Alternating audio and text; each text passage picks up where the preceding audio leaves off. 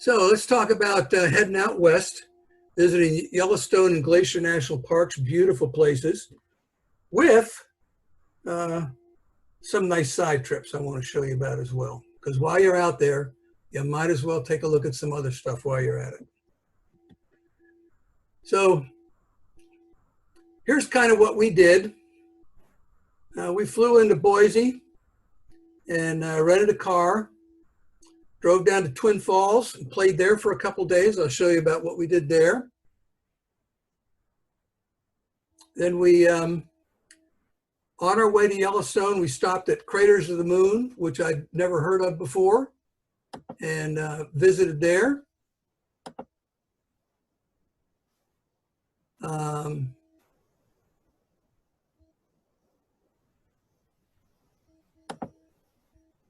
Spent the night in Idaho Falls, and then went on to Yellowstone. Then from Yellowstone up to Glacier, and then from Glacier back through Montana and back to Boise. So that's kind of what our trip was. It's about a 2-week trip.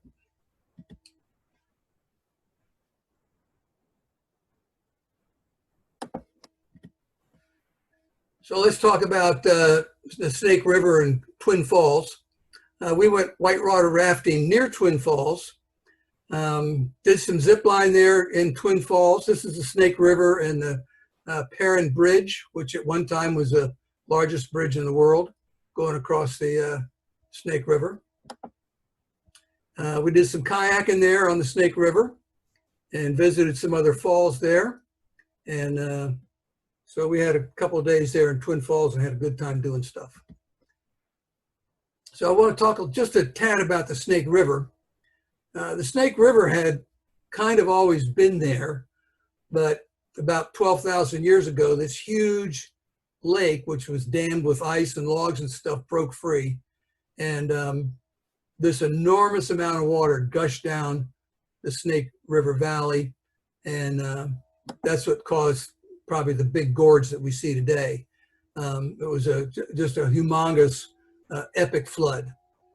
Same thing happened, with the Columbia River later on from these lakes up here whose dams burst, natural dams burst and flooded on down.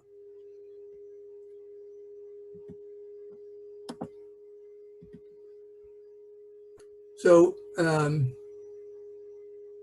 we did class 3. I think there's a place you can do class 4 or something as well, but we just did class 3 and had a good time. It was kind of an all-day thing. We stopped somewhere along the way, had lunch and stuff. This was done by an outfitter, and it was a good time. And you can see how the valley's been carved out. Also, on the way back to Twin Falls after that, you pass right over where the Oregon Trail came through. And I don't know if any of you all have been out there to see the Oregon Trail, but anywhere from Missouri all the way out, you can still see the wagon ruts and things like that. 500,000 settlers, trappers, traders, gold rush people, whatever, traveled this Oregon Trail out west. And so you can go out there and just still see the wagon marks and the trail where it was. So that's pretty neat. In the Snake River Valley there was an outfitter that did zip lining, and it's kind of a beautiful place to zip line, as you can see. This is a little further up the Snake, but what I wanted to show you was how flat everything is in this huge canyon that was carved out by the Snake River and, of course, the Bonneville flood. So it's really a tremendous valley there. Some waterfalls and stuff. So it was a nice place to zip line, very pretty. We rented kayaks. We couldn't go too far up, but we'd go all the way to the first falls. So we went underneath the Perrin Bridge and on up to what's the first falls, which are called Pillar Falls. That's very pretty. Nice kayak trip. This is Pillar Falls here. There's 2 more falls upriver, but of course we couldn't get through here with our kayaks, so that's as far as we went. Coming back, we watched people do base jumping off the Perrin Bridge. So they get up here on the top and jump down with those parachutes. And that's pretty crazy, but that's what they do. So we saw 2 or 3 going up and coming back. There's also a trail along the bridge, along the valley, on this side of the Twin Falls side of the bridge. If you want, you can just walk down a little ways. So if you're not going to kayak or whatever. We drove to Shoshone Falls, which was the next falls up. Very pretty. And there's some Evel Knievel history here, right about in this area of the Snake River. In 1974, the wonderful Evel Knievel, I guess most of you have heard of him, was going to jump over with his motor-assisted motorcycle. So they built a big ramp here on private land, and of course ABC television was there, and he shot off the end of the ramp, got about this far across, and his parachute deployed early. So down he went. Everybody thought, oh no, he's going to go into the water, you know. But the wind coming through the valley was enough to blow him back over here on the side. So he survived, broke his nose, and I think that was his swan song. I think his son came back later, many years later, and did it in his dad's memory, was able to jump it with a motorcycle. So that's your Evel Knievel news of the day. So a lot of fun there in Twin Falls, whitewater rafting, some kayaking, some zip lining, a little hiking up there to around Shoshone Falls, and then it was on toward Yellowstone. So on the way, we went to Craters of the Moon National Park. And this is a huge lava field, huge eruptions here for thousands and thousands of years, and they say it may even erupt again. I believe they did some astronaut training here as well. So what happens is there's this big hot spot. It's under Yellowstone now, but over the years, the land slid this way to the southwest. And so there's various areas that were under that hot spot. And about 10 million years ago, why Craters of the Moon was underneath it. There's still some movement and still a lot of hot spots in this entire area. But basically, the land has been moving southwest over this major hot spot here.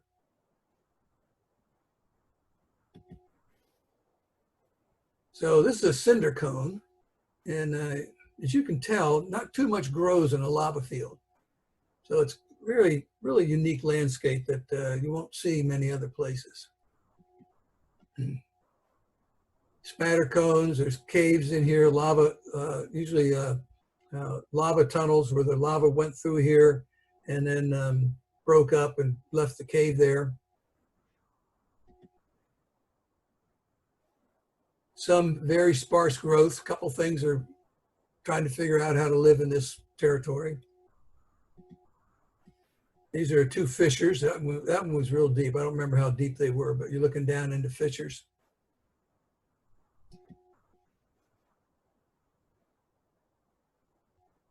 Pretty area, huh?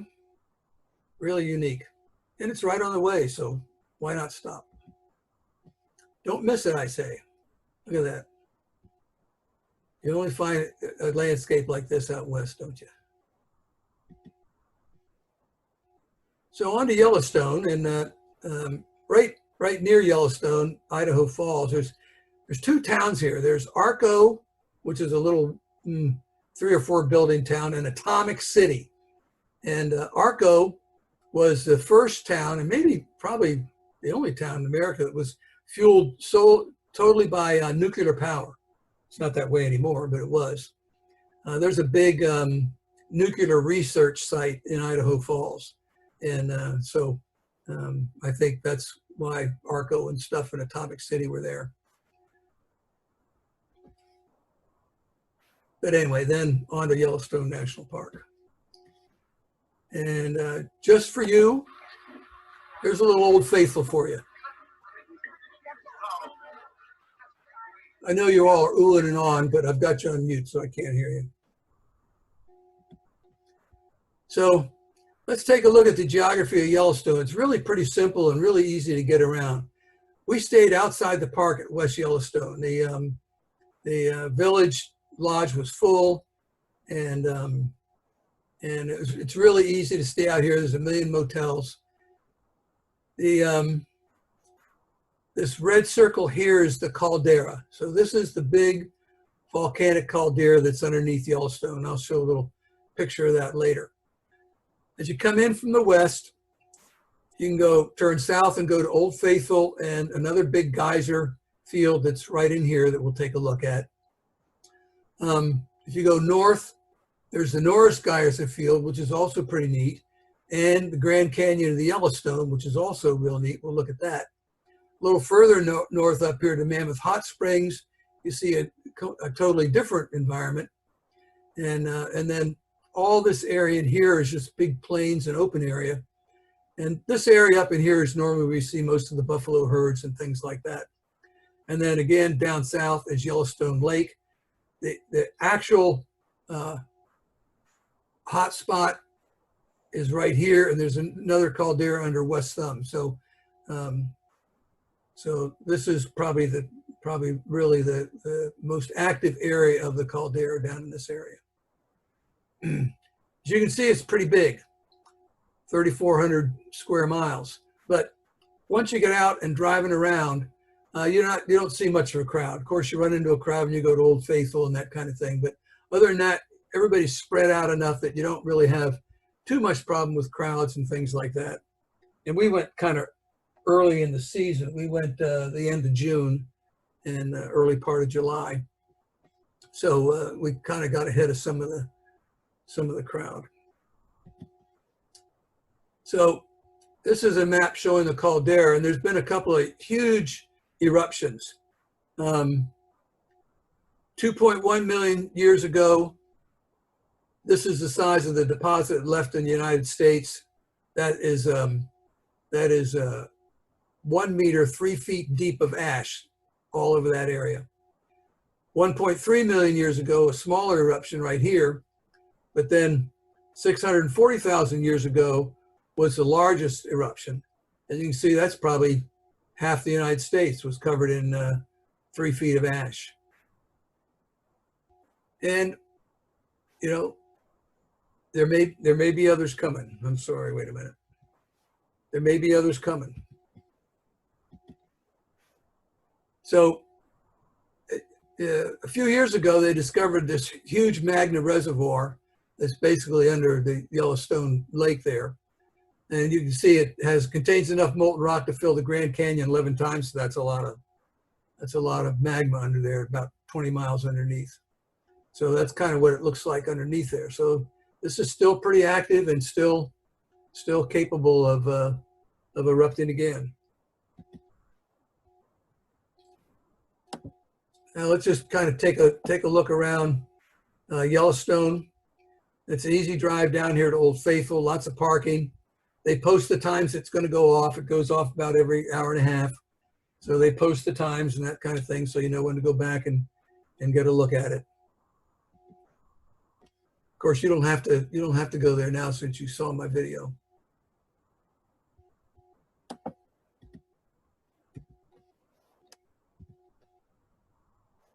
And there's a walkway right north of Old Faithful. You can walk along boardwalks and walk through a lot more of these that are vented and stuff like that. One year I was there close by on a work thing, and they were having huge eruptions everywhere. It's very unusual. So all these things were really going off. This time around, they're kind of average.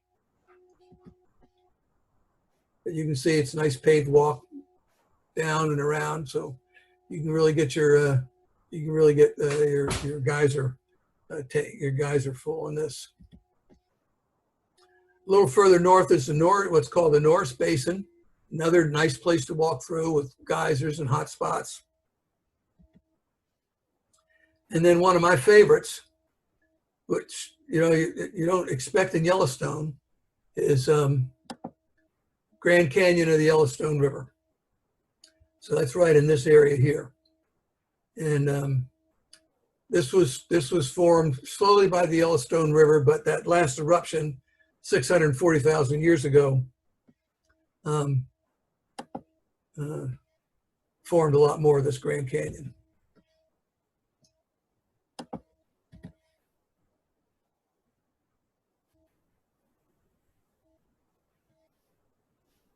This is the Upper Falls. I think we got another picture of that. There's two falls. There's Upper Falls and Lower Falls. As you can see, from either side, you can walk down close to these falls.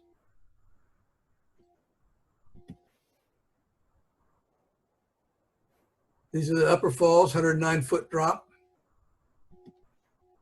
And you can get right out on top of it.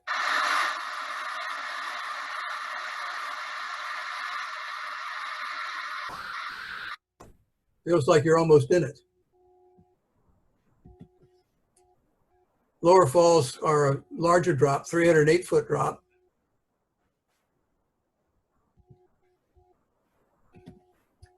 And you can, you can walk down to the Lower Falls, 300 steps. And probably the worst part of going up and down these steps is the 9-year-old kid with his family who counted every step going up and down. 1, 2, 3. So that was the only bad thing about that trip.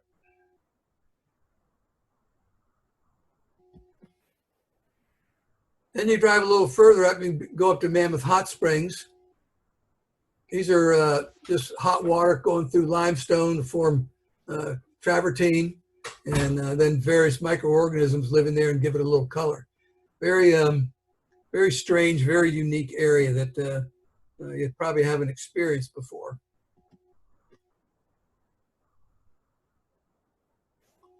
Looks like Mars.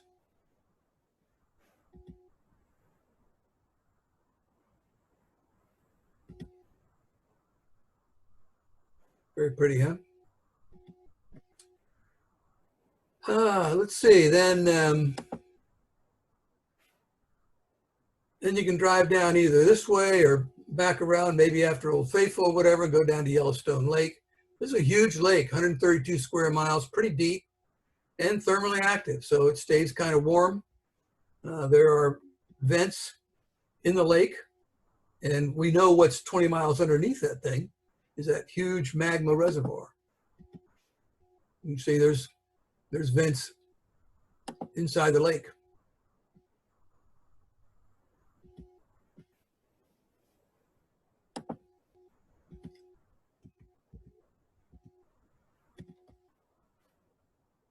Vents all along here. This is West Thumb, so we're looking more in this area. And that erupts quite a bit.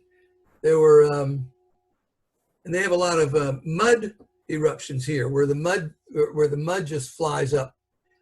I think it was the Lewis and Clark expedition heard these way before they ever got to them, because they could hear the mud being blown up into the sky when they came to them. And like I say, there's another caldera within the Yellowstone caldera there at West Thumb. Lots of animals. You've probably seen this picture a million times, but we took it. So, I mean, there's always bison stopping traffic. And again, this is probably the area where you see most of the animals, up toward the north, up in where the more open plains are.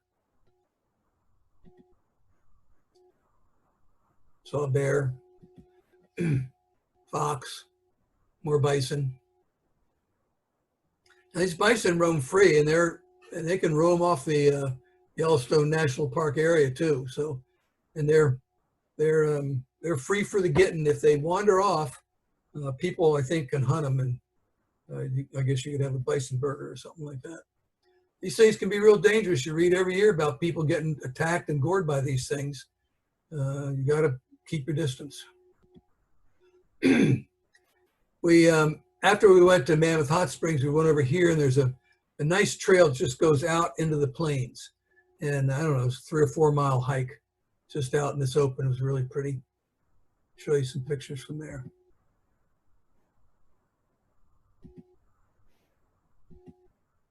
And then back up here is a petrified redwood tree. Apparently there was a redwood forest here, buried maybe 50 million years ago. And they say there's all kinds of layers of forest underneath the current land, but here's a nice petrified redwood tree.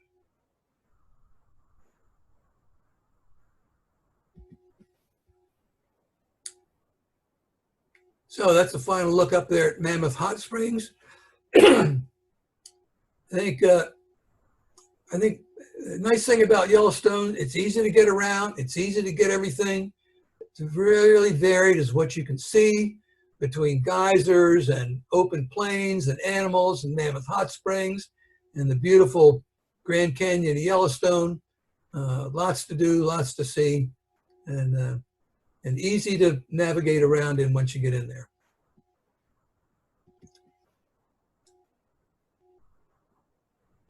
So let's see, from Yellowstone to Glacier was about 460 miles. So we just got up early on that next day after we were done with Yellowstone, just drove straight on through to Glacier National Park.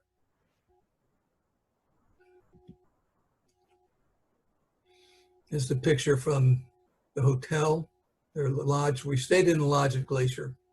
And all this area, about the only thing you could see way back when was the tops of these mountains. All the rest of this was full of glacier one time. So you can see it borders a little bit on Canada and northern Montana. There's an entrance on the west side and an entrance on the east side. There's an entrance here that goes into just a campground. We went around to the east side to a town called Babb, and then went into the lodge called Many Glacier. And I'll show you that in a second. So here's a little closer look. Here's beautiful downtown Babb. And right in there where it says Many Glacier Campground is also the lodge. And so that's where we stayed in the lodge there. Beautiful lodge. I'll show you some pictures. There's some hikes and some things you can do around the lodge. This is the road that goes, going to the Sun Road that goes through the park. And there's a lodge down here on this lake, but other than that, it's all wilderness and backcountry stuff. 1,600 square miles, lots of trails. One of the early parks established in 1910, formed about the time that we finally broke away from Pangaea as a continent and kind of went out on our own. This lunar overthrust is interesting in that the way the two plates came together, the older plate went over top of the newer plate. So you'll find the oldest rock on top and newer rock underneath it. At one time, lots of glaciers. 25 today, I don't know if there's still 25 today. And the last one may be gone by 2030.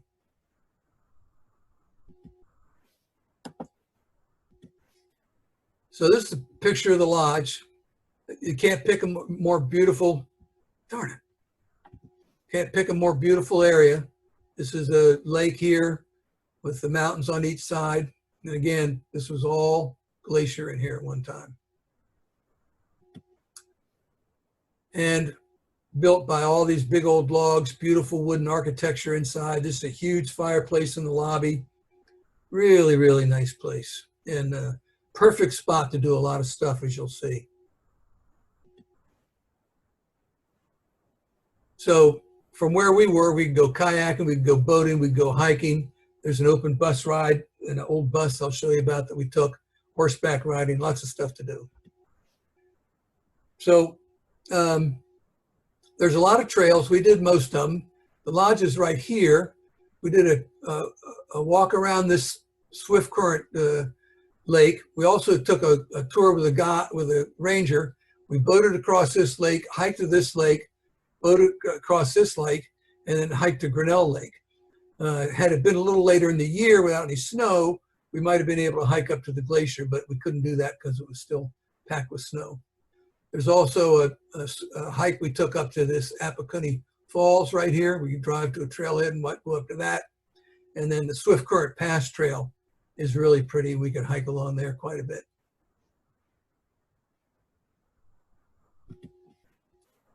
This is Swift Current Lake right here. We kayaked around that for a few hours, rented kayaks and just went around the lake. Hiked around it later. And then, like I say, we got the ranger trip where we took a boat across that lake, then hiked to Lake Josephine. That's beautiful, isn't it? And again, all these lakes weren't here. The glaciers probably went up to almost the top of these mountains. Then boated, I think, across Lake Josephine again, picked up another boat and hiked to Grinnell Lake. There's a glacier up there. Beautiful hikes.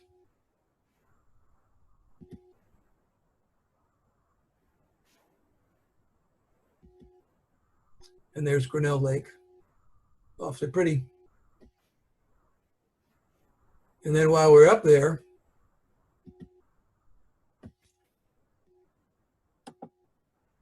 okay, we got 10 minutes left. I'll get done, but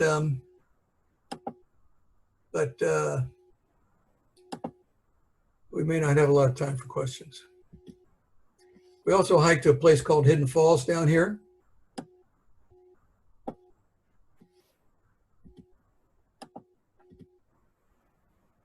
This was a Swift Current nature trail that just went around the Swift Current Lake right there by the lodge.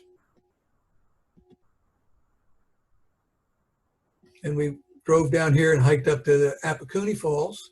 None of these hikes were that difficult. There wasn't that much elevation to them. There's the falls, very pretty, worth the hike.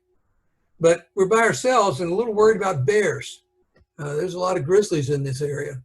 And so you can rent/buy bear spray and bring some bells and noise along, which seem to keep them away. That's a view from our hike to Apacunny Falls. Can't beat that.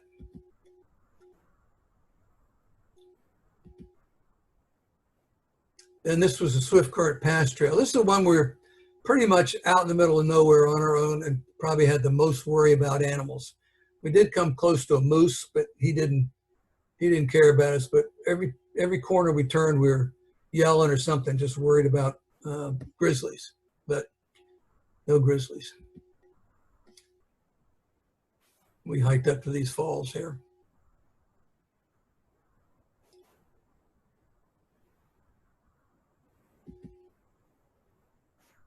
Lots of animals to see. You can see that this was right in our parking lot. These bears we saw them on the way to the trailhead at Apacunny Falls. Those aren't grizzlies though, so we don't worry too much about them.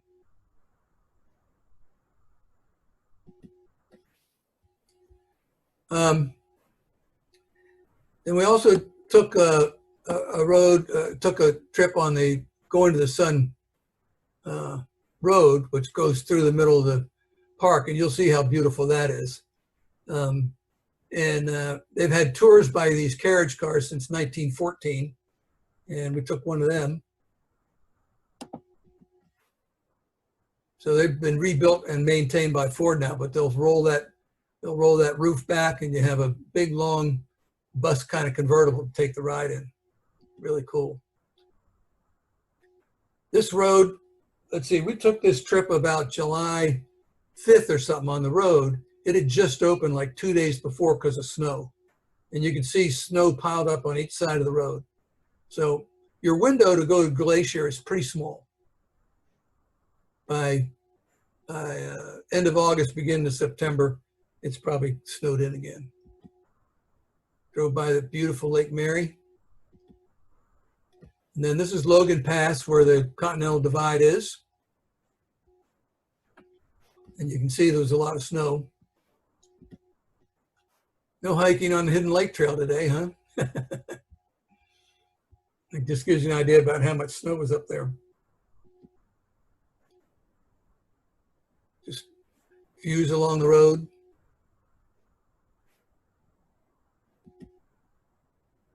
So we took this carriage truck up, and so it went to Logan Pass and then came back.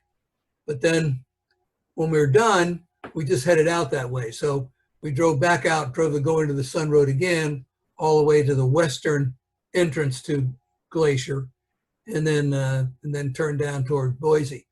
The line of cars there at the west entrance to Glacier was miles long to get into the park. And so I would expect that maybe most people come into the park from the west side, you know, from California and Oregon and that kind of stuff. I don't know. But we didn't have any traffic coming in on the east side through Babb to the Many Glacier Lodge. So something maybe to think about.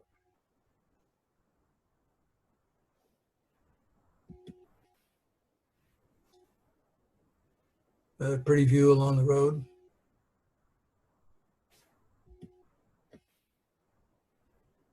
So like I say, Many Glacier was here, and then we drove going to the Sun Road across, came out that way through Missoula, which was kind of a neat town. We spent the night there.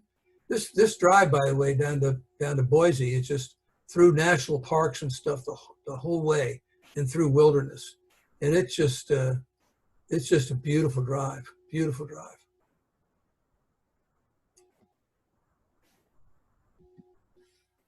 The end.